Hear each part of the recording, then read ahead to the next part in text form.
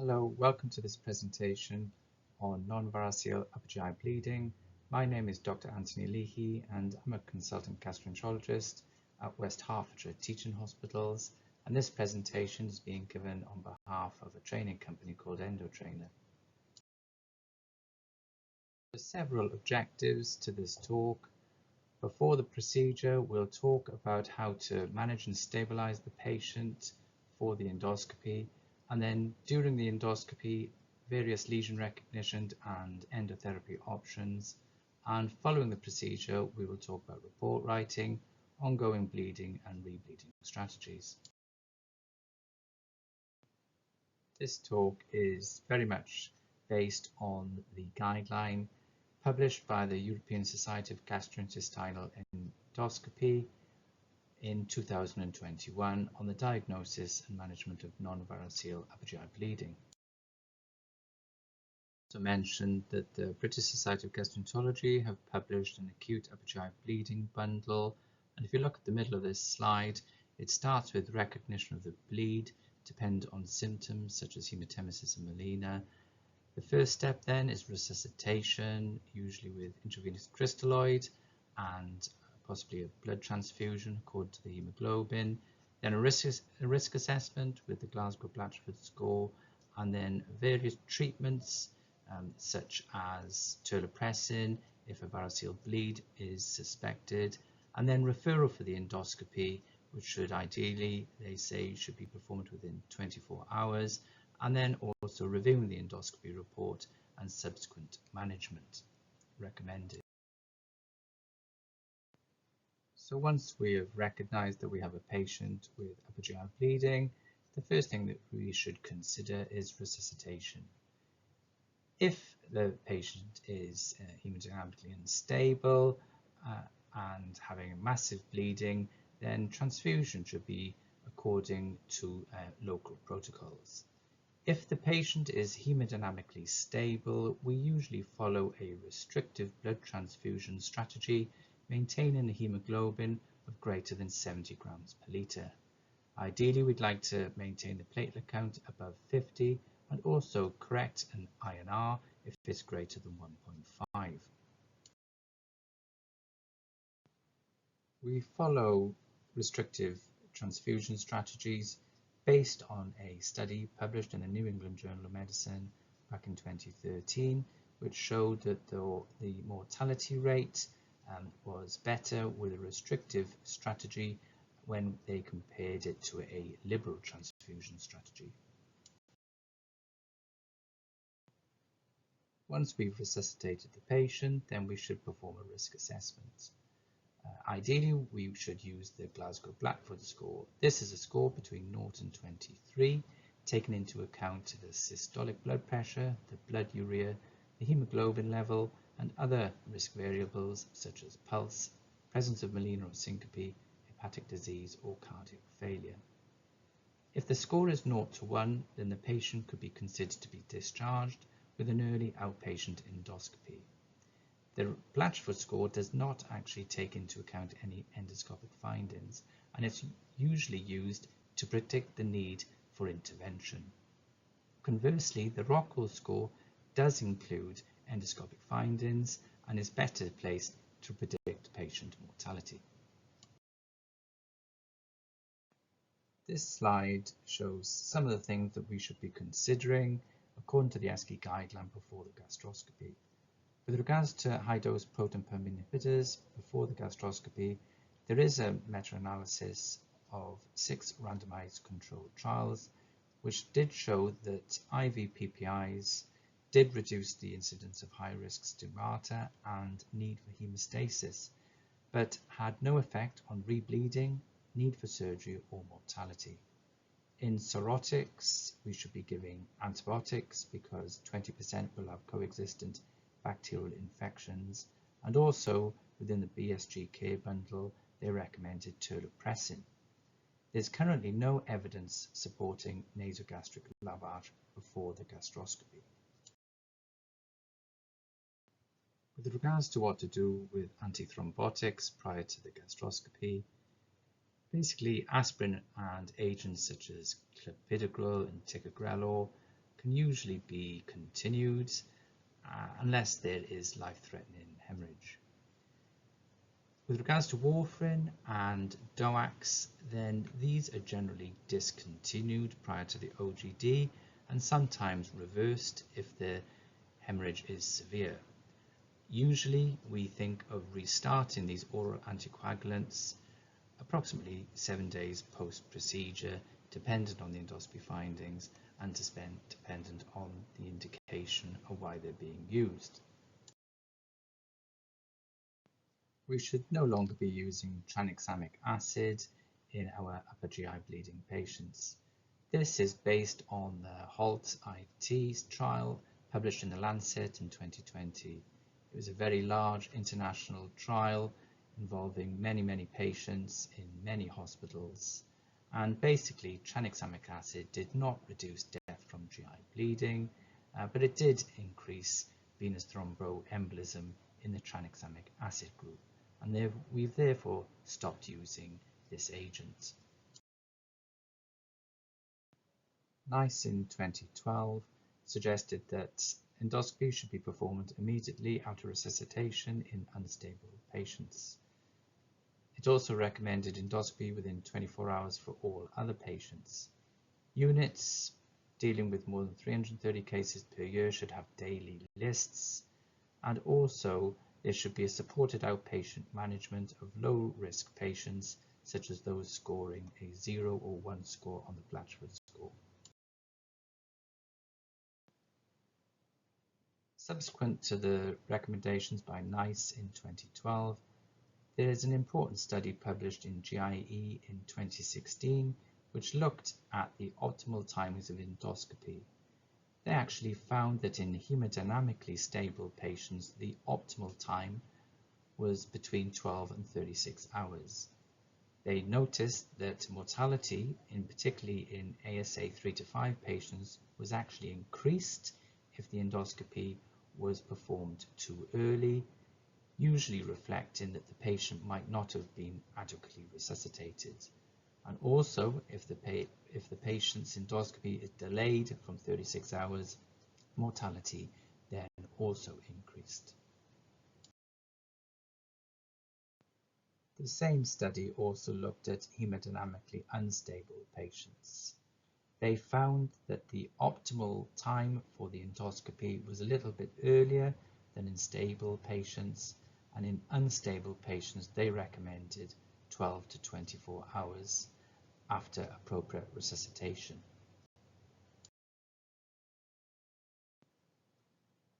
So moving on to the actual endoscopy itself.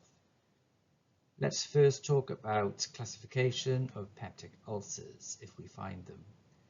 This is the Forrest classification, and basically Forrest 1 ulcers are actively bleeding ulcers that usually require treatment because the rebleeding rate is high.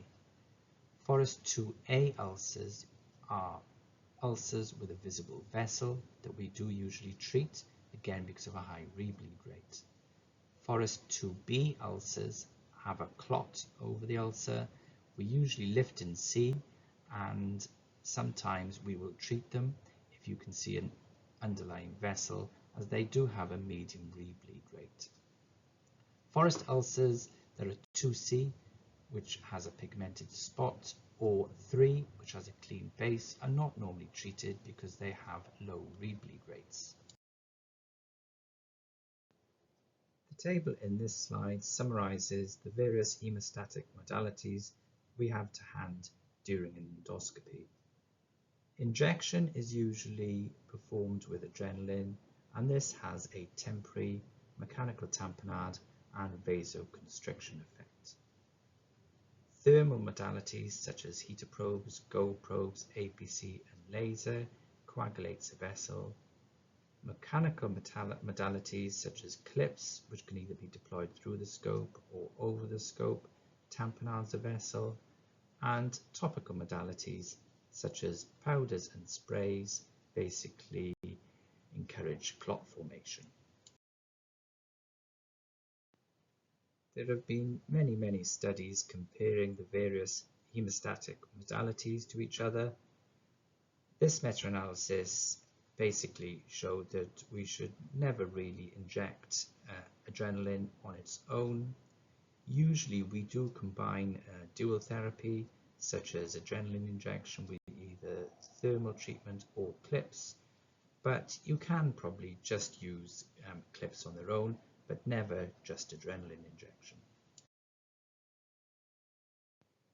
I'm often asked which hemostatic modality to use in various situations, and it is very user dependent. However, generally speaking, adrenaline injection and heat treatment with perhaps a GO probe is easier to use at most sites in the upper GI tract compared to a clip. Clips can be challenging in certain locations, such as on the lesser curve and in the posterior part of the duodenum. And you really would like to try to be at right angles to the target to place clips nicely. Clips can be easier to place if the tissue is pliable and if generally the ulcers are smaller than 2 centimeters with a smaller vessel. Hemostatic sprays are usually used if injection, thermal treatment and clips have failed and can be used as a bridge to more definitive treatment. Hemostatic sprays can be used as primary treatment in certain circumstances, such as malignancy and banding ulcers. Just a few slides talking about specific circumstances within endoscopy and the bleeding patient. If you come across malignant bleeding lesions, there are various options. At endoscopy, they can be temporized usually with a topical hemostatic agent. Malignant lesions can often respond to radiotherapy and also embolization, and we still do use tranexamic acid in malignant lesions and usually proton pump inhibitors. Generally speaking, MDT decision making is key to managing bleeding malignant lesions. This slide talks about the specific circumstances for vascular bleeding lesions. In angiodysplasia, usually APC or argon plasma coagulation is the first line treatment. Different endoscopists will have their preferred settings, but generally speaking, the settings are a little bit higher in the stomach than in the duodenum. Generally, in the stomach, you'd be looking at somewhere between 25 and 40 watts for APC, but in the duodenum, 15 to 25 watts because the duodenal wall is thinner. I tend to like to perform a preceding submucosal lift before treating a duodenal angiodysplastic lesion, giving further protection from potential perforation. With regards to gastric antral vascular ectasia, there is options of APC or banding. This is really an individual choice. I tend to use banding for refractory gave that hasn't really responded to my APC treatment. The only caution I would mention is not to place the bands too close to the pylorus, because if they are performed too closely, they can cause some pyloric stenosis. So we've performed the endoscopy and just the last couple of slides talking about report writing. It's obviously very important to describe the procedure, but also the post-procedure management and also a rebleed plan. When we describe the procedure, it's important to talk about lesion location and also lesion description using appropriate classification systems such as Forest. It's very useful to have photos attached to the report and also to emphasize clinically relevant findings. You should also precisely document what type of hemostatic technique has been used during the procedure. It's useful to mention the certainty of hemostasis and whether the patient has a rebleeding risk. Don't forget to talk about post-procedure management. This might include managing conditions found such as cancer, so therefore recommending MDT referral or further staging, or perhaps if you found varices, then workup for underlying liver disease and perhaps referral to a hepatology clinic, for example.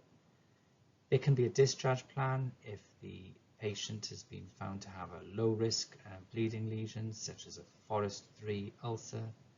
And also don't forget to recommend or organise a further endoscopy, such as for healing of gastric ulcers or grade D esophagitis, or a further banding session. I can't overemphasize the importance of placing a rebleed plan on your endoscopy report. If the patient does have a subsequent bleed after your endoscopy, then it's really important to know whether a repeat scope is useful or not, or whether the patient, for example, should go straight to interventional radiology, such as an angiogram or TIPS, or even to consider surgery. These are the recommendations from NICE with regards to rebleeding. They did advise that you should offer a repeat endoscopy to patients who rebleed, but you should also be offering interventional radiology to unstable patients who rebleed after endoscopic treatment. You should also be referring patients urgently for surgery if interventional radiology is not promptly available. With regards to interventional radiology, a CT angiogram can identify the source of bleeding if it's occurring greater than 1 ml per minute. However, the bleeding can be intermittent, so sometimes your angiogram might miss the bleeding point.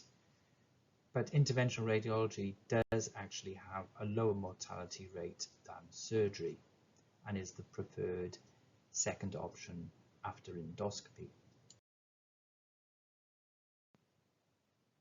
So that's the end of this short presentation on the management of non-variceal upper GI bleeding.